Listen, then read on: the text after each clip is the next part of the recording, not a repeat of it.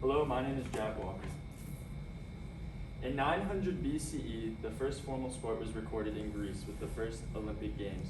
This map depicts how the Olympics have spread over time, with over 200 countries competing in the Olympics, sending pro athletes to engage in sport to represent their country. But as we focus more on the US and kind of focus our lens on the US, we see that it's more than a leisure activity, but rather a part of our social identity and also a part of our economy. And for this reason, children train from young ages with aspirations of being the next Michael Jordan or aspirations of being the next Tom Brady. But even if that child trains his whole life and constantly is trying to attain that optimal physical state, and they make it to the Division I basketball level in college, there's only a 1.2% chance that child will have the opportunity to make a name for themselves in the NBA. So the question arises, what differentiates that 1.2% from the 98.8%? And the answer is simple. It's the mental strength of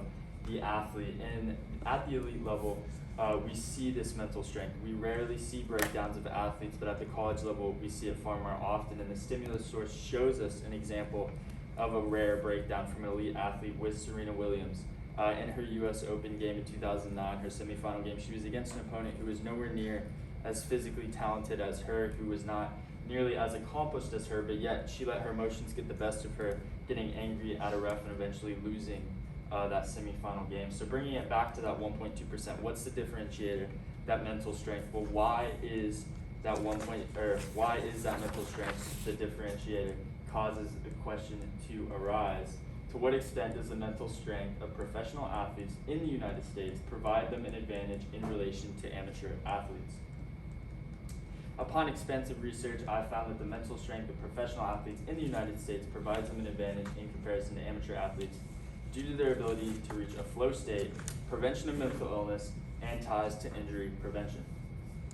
So first, the flow state, the first kind of benefit that elite level athletes are able to harness in their mental strength. And the flow state is a state of optimal experience involving total absorption in a task at hand and creation of a state of mind where optimal performance is capable of occurring. Commonly referred to as the zone for athletes, it's an ability for an athlete to fully focus their energy on the task at hand, allowing them to use their physical talents and their physical attributes to their full potential in comparison to an average athlete that is not able to reach this flow state. And here we see in professional athletes their perceived flow as a controllable state. 79% perceived it as controllable, while only 64% of average athletes perceived it as controllable. Just another reason why elite level athletes have the upper hand in regards to mental strength. And then we have mental illness.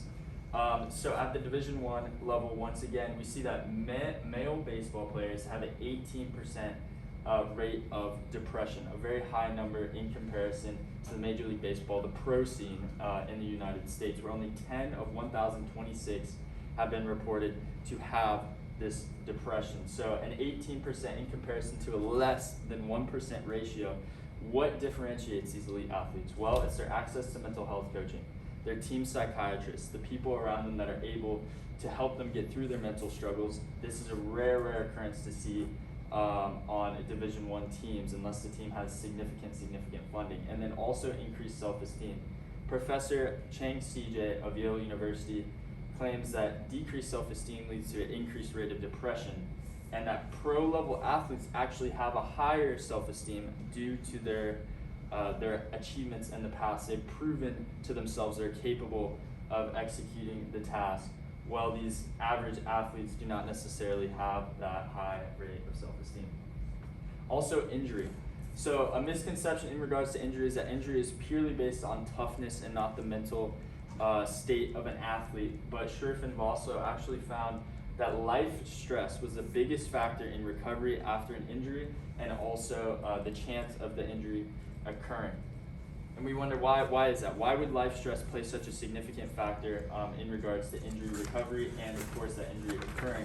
And Adam Naylor says that stress can lead to tunnel vision, as an example, eventually leading to decreased risk of injury. If you're in football, for example, and you're stressed out of your mind, you're fully focused on the ball, and you go to tackle a quarterback as a linebacker, and you get pierced in the side or something of that nature, it can cause increased injury. So as your emotions run high, it causes you to play different, can cause you to play riskier in game or a little bit more passive, which can lead to increased injury. And here we have the kind of diagram for that, with the emotional response, cognitive appraisal, and behavioral response having the biggest impact on recovery outcomes in relation to situational factors and personal factors.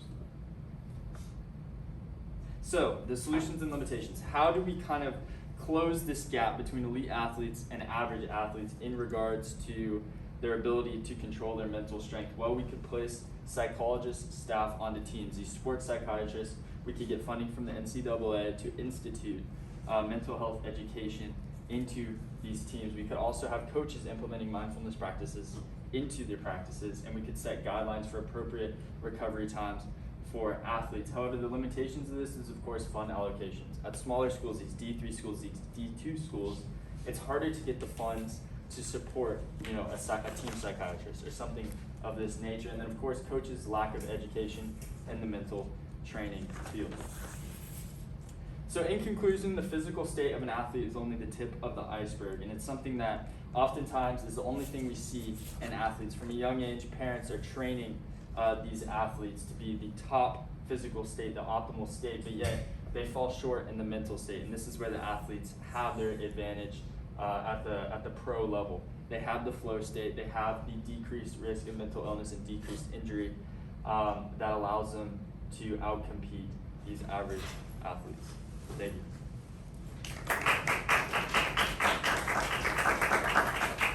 Do you have any questions? I do have two questions for you. First up, how valid and reliable were the sources that you used, and then how do you know they were?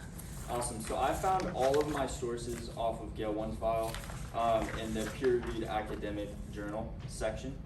And then in regards to reliability, I went for professors that had a background in the field. So example is Chang CJ. That's a professor at Yale, someone who has studied the mental strength field the entirety of her career. And that's where I tried to find a lot of my sources from these psychiatrists, from people that were extremely qualified in the mental strength field. What additional questions emerged from your research as you were going through this, and why would those questions be important? Of course, so parental involvement was a big one.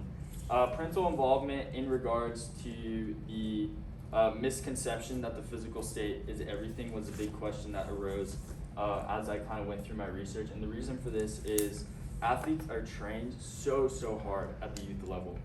They are trained with their parents wanting them to be the next Michael Jordan, and for that reason they burn out. They burn out early and they burn out young.